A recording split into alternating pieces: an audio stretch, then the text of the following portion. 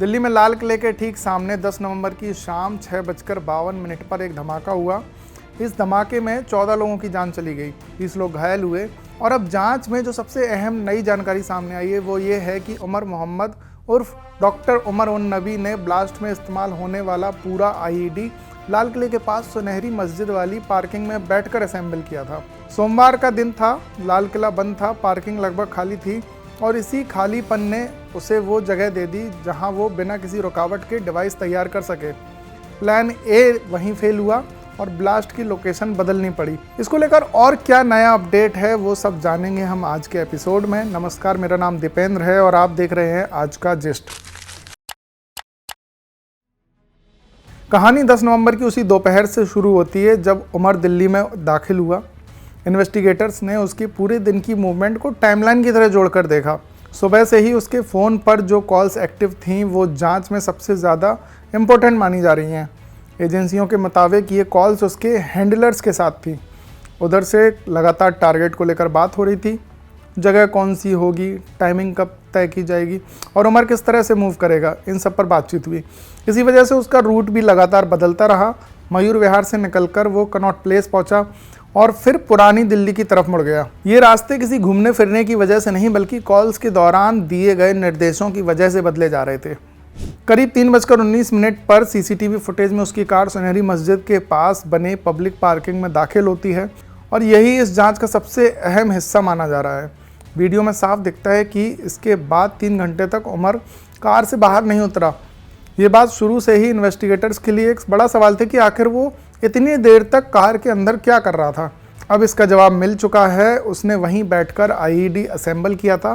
Parking सोमवार को खाली थी, कोई ज़्यादा आवाजाही नहीं थी। इसी खाली माहौल ने उसे वो स्पेस दी जहां वो बिना किसी शक, बिना किसी रुकावट के 3 घंटे तक कार में बंद होकर डिवाइस तैयार कर सके। इन्वेस्टिगेटर्स के मुताबिक आईईडी की वायरिंग से लेकर फ्यूज सेट करने तक का पूरा काम इसी 3 घंटे की विंडो में हुआ।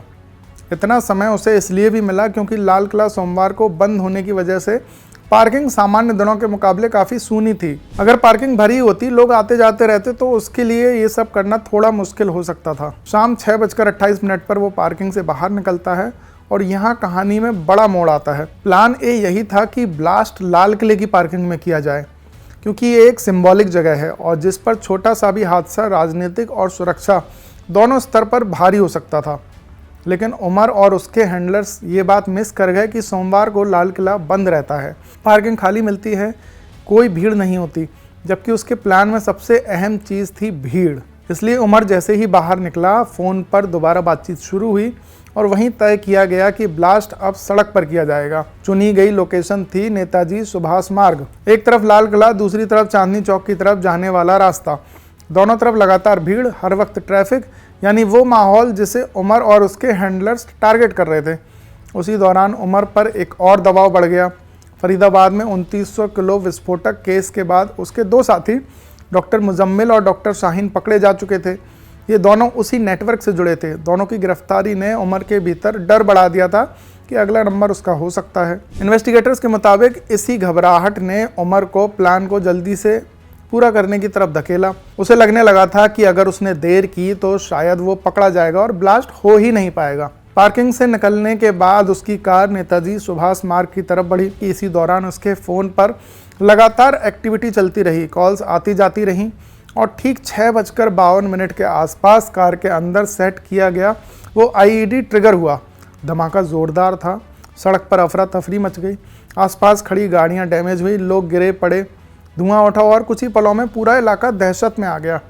धमाके के बाद जांच एजेंसियों ने पूरे दिन की टाइमलाइन को टुकड़ों में जोड़कर समझा।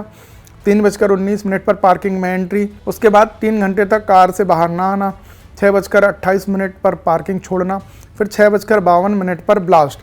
ये 213 मिनट इस केस की पूरी कहानी को अपने अंदर समेटे हुए हैं। आईईडी कहाँ बना, प्लान कैसे बदला, उमर किस दबाव में था और ब्लास्ट की टाइमिंग क्या थी, सब कुछ इसी टाइमलाइन में फिट होता गया।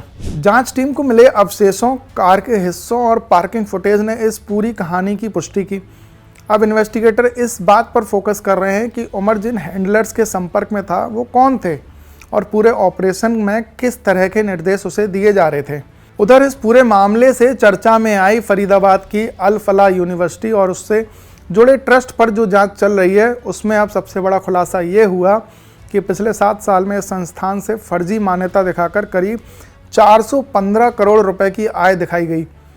ईडी ने कोर्ट में दावा किया कि अल फलाह ने फॉल्स क्लेम के नाम पर यह पूरी रकम कमाई। यही नहीं, पूरे ट्रस्ट और यूनिवर्सिटी के बैंक अकाउंट्स और ITRs एक ही पैन नंबर के तहत ऑपरेट हो रहे थे, यानी पूरा वित्तीय कंट्रोल एक ही ट्रस्ट के हाथ में सेंट्रलाइज था। बात ट्रस्ट के फाउंडर और चेयरमैन जव्वाद अहमद सिद्दीकी की करते हैं, जिन्हें ईडी ने टेरर फाइनेंसिंग से जुड़े मनी लॉन्ड्रिंग केस में गिरफ्तार किया है। कोर्ट ने उन्हें 13 दिनों की ईडी कस्टडी में भेजा है। जांच एजेंसियों का कहना है कि अल फलाह ट्रस्ट और उससे जुड़े इंस्टीट्यूट्स ने सालों तक बिना मान्यता के चलकर स्टूडेंट्स से पूरी फीस वसूली और इस पूरे ऑपरेशन के जरिए गैरकानूनी कमाई की। जब ईडी ने यूनिवर्सिटी के ITR खंगाले तो डेटा चीख कर अनियमितताओं की तरफ इशारा करता दिखा।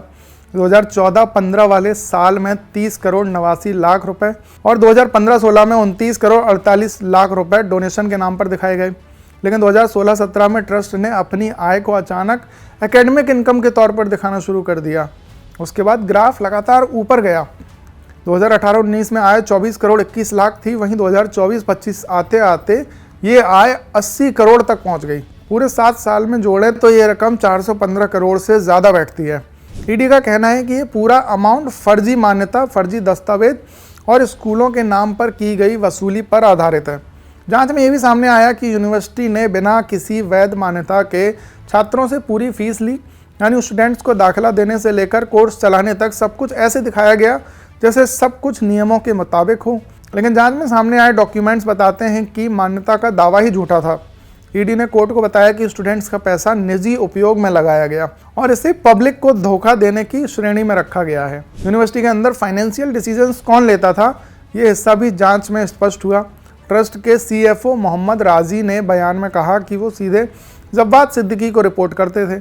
सारे बड़े वित्तीय फैसले वही लेते थे, यानी पैसों का पूरा सिस्टम एक ही व्यक्ति के इशारे पर चलता था।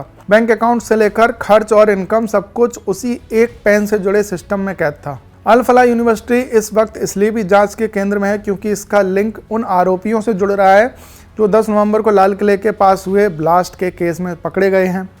ब्लास्ट में शामिल डॉक्टर उमर मोहम्मद उर्फ उमर उन नबी, जिसने I-20 कार में बैठकर ब्लास्ट किया था, वही इस यूनिवर्सिटी में काम करता था। उसके साथ ही शाहीन सईद, मुजम्मिल शकील और आदिल रजा, तीनों का कनेक्शन भी इसी संस्थान से बताया गया है। जांच में ये भी सामने आया है कि इन लोगों ने विस्फोटक बनाने के लिए केमिकल्स यूनिवर्सिटी लैब से बाहर निकाले। ईडी की जांच में मिले डॉक्यूमेंट्स और अकाउंट स्टेटमेंट से ये पूरी चेन जुड़ती नजर आ रही है।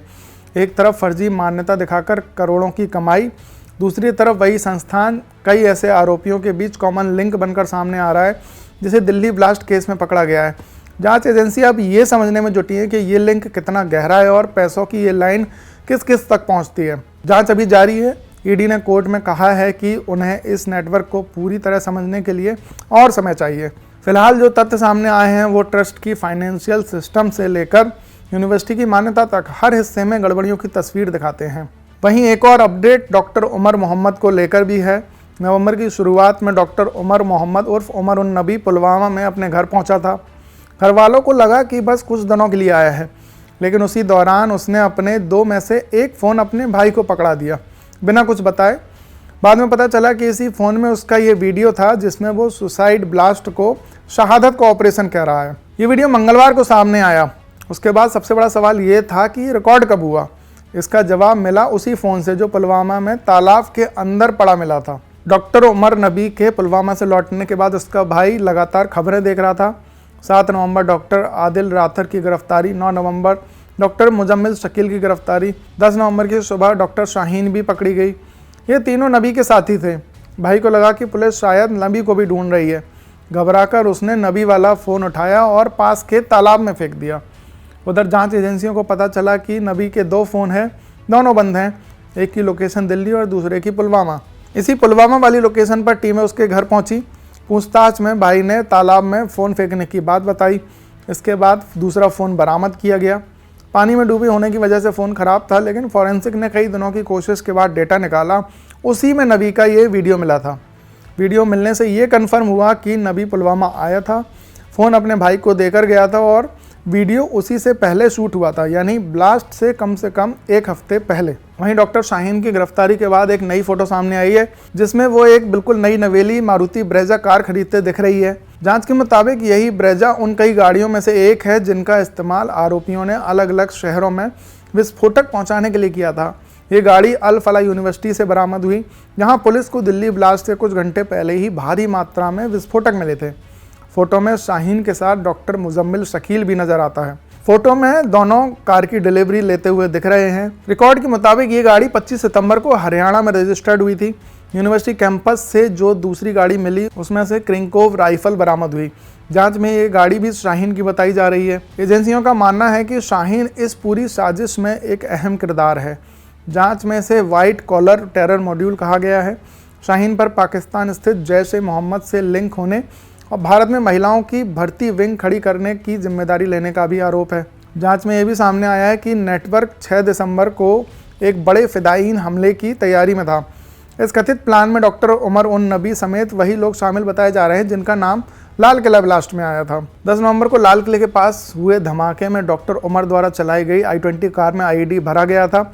विस्फोट में 14 लोगों की जान गई थी। अब डॉक्टर शाहीन, मुजम्मिल और अल फला मेडिकल कॉलेज से जुड़े कई डॉक्टर गिरफ्तार हो चुके हैं और एनआईए कई राज्यों में पुलिस के साथ मिलकर पूरे नेटवर्क को जोड़ने की कोशिश कर रही है।